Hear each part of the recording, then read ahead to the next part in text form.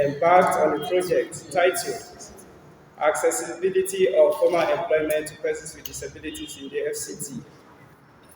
The project, which featured other disability clusters, was supported by an international non-governmental organization, the Disability Rights Fund, DRF.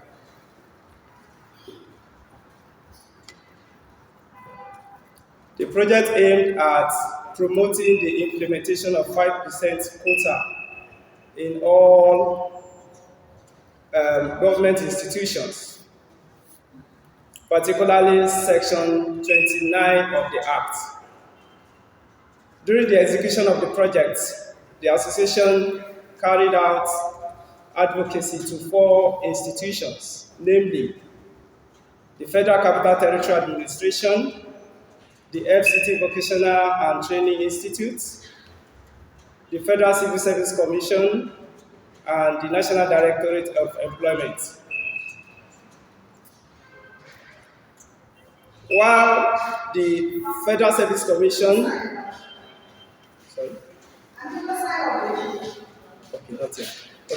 So while the Federal Service Commission informed the association that there was, at that time, an embargo on employment, other institutions promised inclusivity in their policies and programs. Subsequent to the end of the project, the NDE, National Directorate of Employment, contacted the association for nomination of 74 persons with disabilities.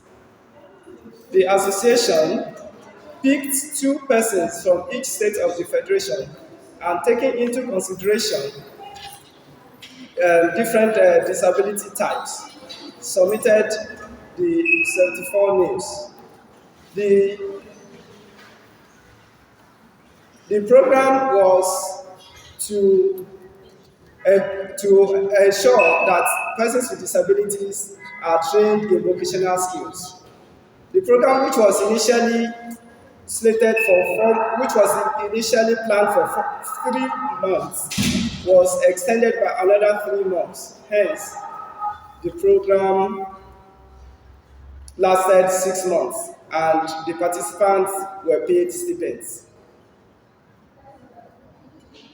As part of the effort of the association to sustain the momentum, it carried out follow-up visits to the relevant institutions. And before then, it actually sent out correspondences to these institutions for the purpose of seeking their approval for the follow-up visit. Out of the 4 institutions, only 1 responded to the letter, and that was the Federal Civil Service Commission, which said that there was no need for the follow-up visit since the federal government had not lifted the embargo on employment. Accordingly, we call on all agencies of government to, as a matter of priority, to ensure the implementation of the Disability Rights Act, particularly the 5% quota of employment for all persons with disabilities. Persons with disabilities are still being discriminated against when it comes to employment, and this played out in the recently concluded recruitment exercise carried out by the Federal Road Service Commission, which in its notice of call for applications expressly stated that persons with disabilities are ineligible. Specifically, we call on the Secretary to the Government of the Federation to prevail on all the agencies under it to ensure that all non-inclusionary practices are eradicated. concluded on the project, and the press conference has been organized before. There we actually itemize some of the achievements of the project. Uh, Prominent among those highlights of that project was the kind of consensus given to us by NDE to train persons with disability across the country. Training that was being organized by NDE, and it lasted for 6 months. However, the aim of our press conference today was extension granted to us to carry out advocacy visit, a sort of follow-up to those agencies, and as I mentioned earlier, to build the capacity of the board members, to be able to continue with the lessons that we have derived from the project.